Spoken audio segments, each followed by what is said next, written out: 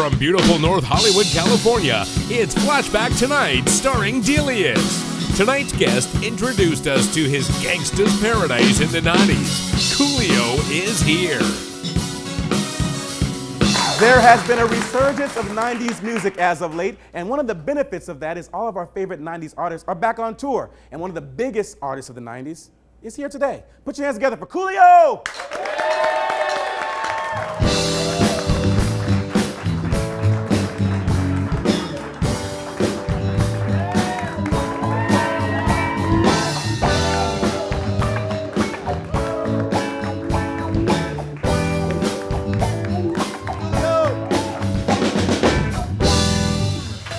Coolio, never one to be outdone. He's for an interest, ain't he? Yeah. I look back, the boy posing. That's not alcohol, by the way. It's just water and lemons.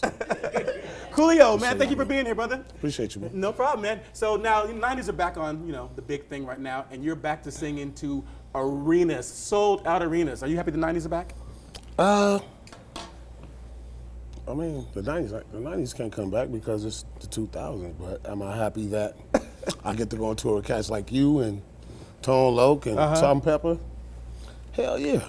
What? Because I never did back in, I never got to tour with anybody back in the day. I was always a one-off. Because, I was expensive. Okay. So, my price went down. So, I get to play. I'm having a good time, bro, and I'm learning things. You know what I'm saying? What are you learning that you didn't learn from back in the day? Because you had a lot of success back in the day. What this time around? What's different that you learned? I never had celebrity friends. First of all. Really? Nah. I think the only two celebrity friends I really had was like Tretch from 90's by Nature and Tupac. Wow. Okay. I didn't really know nobody else. Really. So was that on purpose? Did you keep that like you wanted to keep your regular friends, or? No, I wanted to keep my regular friends, but I wanted to know people, but it seemed like people didn't really want to know me. I don't know what it was. I can't really explain it. This is heartbreaking. I can't. No, seriously, I can't really explain it. I reached out to some people, and I wanted to do some features and stuff with people, but they wasn't. I don't know. Well, you know what? I don't know. I don't know if they, because I put my all into everything. So, maybe they thought that I was going to outshine them or something like that. But I would never do that. I would have fit my thing to go with their thing. Coolio, so that we meshed. You didn't need those friends because you did well all by yourself. I know. You did well all by yourself. In retrospect. In hindsight. Not in hindsight, you did well by yourself at that moment. I'm saying, in retrospect, though, I would have liked to have had a larger body of work, though, with more, with some features. It would have been fun. I mean, I did, and then okay, damn, I forgot, E40. Okay. E40, that was my boy. And then, hey, look, I did a song, I didn't even do a song with Snoop in my heyday. I did a song with Snoop 15, 17 years later. We shot matter of fact, we shot the video in LA, but we actually recorded the song in Italy. Okay. So it was Italian hip hop. Okay, I'm down for it. So think about it. Now, as 90s go, you had one of the biggest selling singles of the 90s with your hit Gangsters. Yes, I did, but it's not about me right now. I can toot my own horn too, honk honk toot toot, but it's about you. Gangsters Paradise, one of the biggest selling singles of the 90s. Now, this song crossed all sorts of racial boundaries to sell as many as it did. Did you set out to write a song that was more pop commercial, hip hop? What was the thinking of writing this song? When I wrote Gangsters Paradise, I literally walked into the studio at my manager's house. I heard the beat was playing.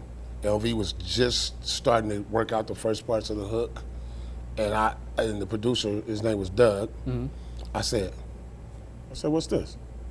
He said, it's just something I'm working on. I said, who's this for? He said, nobody. I'm just working on it. I said, it's mine. Right? Snatch it. And I freestyled like probably half the first verse, and I sat down and I started writing it. Now here's the thing. I wrote it like this. With a straw? No.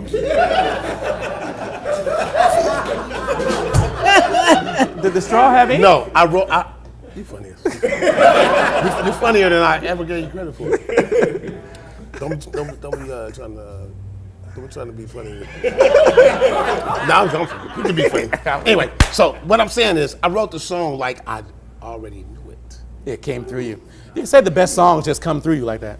So, I used to say I wrote Gangsters Paradise, but now I say Gangsters Paradise wrote me. I think that it was one of those entities that was out there, and it chose me as a vessel which to come through. Yeah. Because my awards are when people come up to me and say, "Oh, you changed my life," or you saved my life, or if it wasn't for you, I'd be dead, or those are my Grammys, and those are my American Music Awards, and those are the things that mean the most to me. Well, yeah. So You can chalk those up with an actual Grammy because you had won an actual Grammy as a hip hop artist in the 90s when, they weren't really giving a lot of Grammys to hip hop artists in the 90s. What was that like when they called your name? Were you expecting it? Did you? It was kind of surreal. Surreal? Yeah. I'm from Compton. Compton boy got a Grammy. Man, come on. I didn't. I started rapping because I like to rap. I didn't want. I never thought about making money from doing it or anything. And it happened. So when I think about 2 weeks later, I was like, I want a Grammy. Can I cuss? Can I cuss? I was like, oh shit. I want a Grammy. What the? I was like, what? I had to sit down. Got weak. I was like, damn. Where's that Grammy at right I called now? my shit in a box somewhere in the closet. Oh, come on, man. You better take it out and polish it somewhere. Only because I'm in transition. I'm moving to a new house. So, Okay. So I don't got my trophy case set up. So, but that Grammy that you won wasn't your first trip to the Grammys because you've had a lot of hit singles. You've had Fantastic Voyage, right? 1, 2, 3, 4.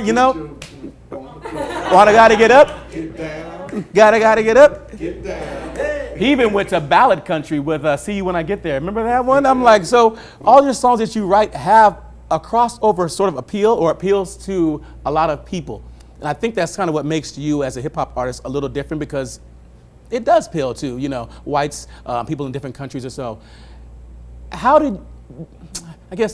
Did you mean to do that or is that just in you for crossover? Because you have a sense of melody, which a lot of people can't say they have. I have to say like this. Like all those songs came from an album. So on those albums there were other songs too. Fantastic Voyage was not my favorite song. I actually okay. You remember the song from Clueless soundtrack, Rolling With My Homies? Yeah. Those lyrics are the original lyrics for Fantastic Voyage. Oh, he got a twofer. He's like, I'm gonna use a twofer. No, those were the original lyrics for Fantastic Voyage. There was this A&R at Tommy Boy at the time, an English cat by the name of Ian, black dude. He said, Coolio, listen, mate. I like Fantastic Voyage, but if you change the song to encompass more people, I think that it would do much better. And I was like, shut the fuck up. I said, you don't know what the fuck you're talking about, man. I said, look, man, you do the A&R shit, man. Let me do this rap shit, man. I said, man, you don't know what the fuck going on. But he said it. Yeah. It was in the air. I couldn't stop thinking about it. Yeah. I went home, and it took me like 3 days to come up with more. And some songs come easy, and some songs. And Fantastic Voyage seems kind of simple, but it was simple, but not simple to write. Because you had to fit it right. So I wrote it. I think I wrote a verse a day. So I used to write like this. I wrote like it was a job. I get my pen, and I get a piece of paper right there, even if I didn't have one idea. And I would sit there for 8 hours like I was at work. And I'd fall asleep, wake up, I maybe wrote 2 lines.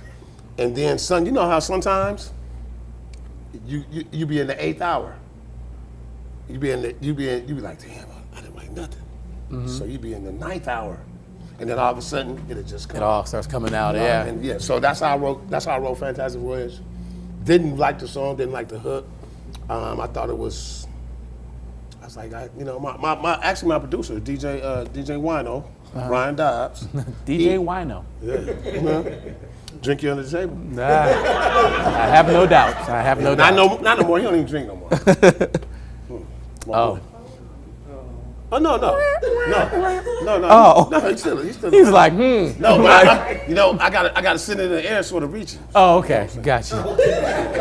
Everybody got all sad. It's like, No. And so right now he's somewhere like, oh shit. What's up, Cool? We communicate like that. Gotcha. Anyway, so to make a long story short, he's like, man, he's like, right, do it for me. And that's how, but that's the story of Fantastic Voyage, and I had no idea. well, what's the most embarrassing thing that's ever happened to you on stage? Oh, yeah. Oh, I was in Romania, and they had this like vinyl floor, and it was outside. It started raining. So it was like this. Spin. It was like that. Me and the 40 Thieves. You did the Charlie Brown. Bust my ass like 20 times. You did the Charlie Brown kicking the ball, huh? Oh man. So I'm talking about, bro. We had to walk like this. Yeah. We couldn't. Yeah. So yeah. And I don't think I was really embarrassed that much because they didn't go. They didn't care. They just thought that was normal for you. And it was like, we expected that to happen at some point in the They knew it was evening. raining, and they just was happy to see her, brother. Kind of like JoJo on that concert when he just fell out. I had an embarrassing moment on the 90's tour. Right. Was you there the day when Which one? When I did the second verse of Gangsters Paradise twice. No.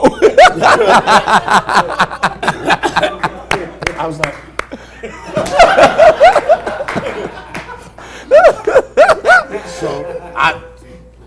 So you forget words too. So I went and stopped. I stopped the playback. Did you? And just had AJ as my guitar player and my lead singer, and Travis, my drummer. I just had them. They just kept playing. Yeah. And it wasn't the whole track. Actually, it was tight though. It was tight. Now, how does it feel when you sing that? So I did the third verse with just the drums and the guitar. 20,000 people singing that back to you on a stage. I've seen that happen. How does that make you feel? Same way you feel. Okay. Same way you feel. It's surreal. Yeah. It's surreal, and it's a drug. Yeah. So I traded crack for motherfuckers singing my song.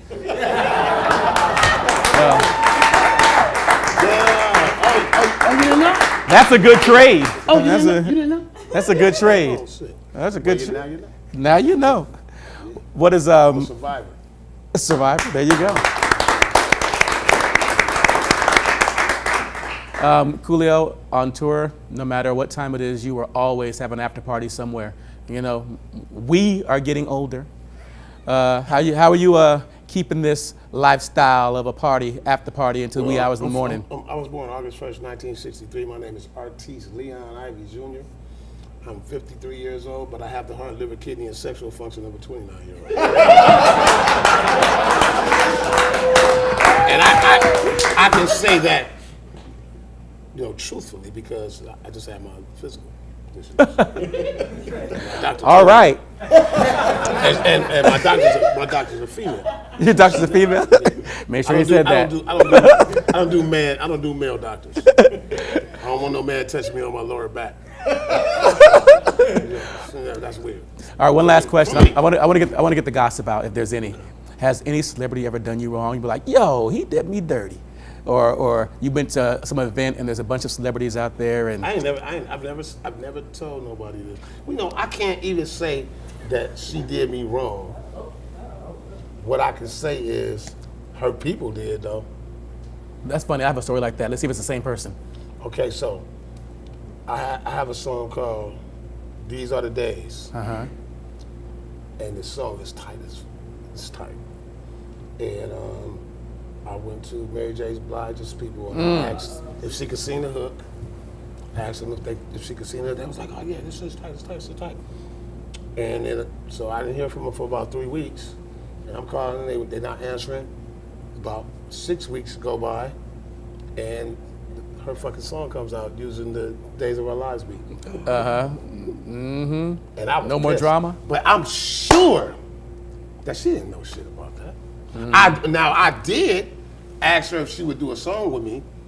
She didn't hear the track because it was in the club when I was talking to her about it. And she said, yeah, chill, Coolio. Talk to my people. And I talked to her people. And the next thing I know, no more drama came out. I think we all got a Mary J. Blige story. I was hotter than fish grease, boy. That's hot. That's pretty hot. Fish grease? Because that's reused grease. I didn't want to fight her. I wanted to fight her people. I would have fought her manager. I would have fought all them. Well, her manager was her husband. So she got rid of him, so now you can fight him. I would have caught his ass. Oh! Too soon? Too soon? It's too late. That's okay. He getting child support on children that ain't even hers. Okay. Do I have to edit that out? Is that too much? Is that too much? You dumb mother. All right, Coolio. We got you here. Would you do us the honor of singing a song for us? Oh, come on, man. You know I can't leave without singing. I already know you're going to be do Gangsters Paradise. Well, only because I'm selfish and I want to do it with you. Can I do it with you? Hell yeah. Yeah? All right. When we come back, Coolio sings Gangsters Paradise.